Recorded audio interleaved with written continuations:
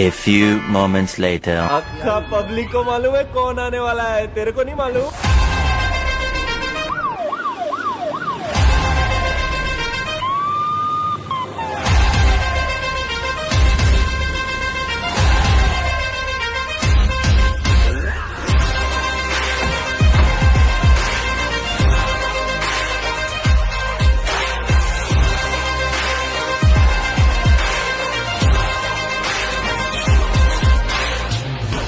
ફિરોજ દિલાર ખાન પઠાણ છે મારું.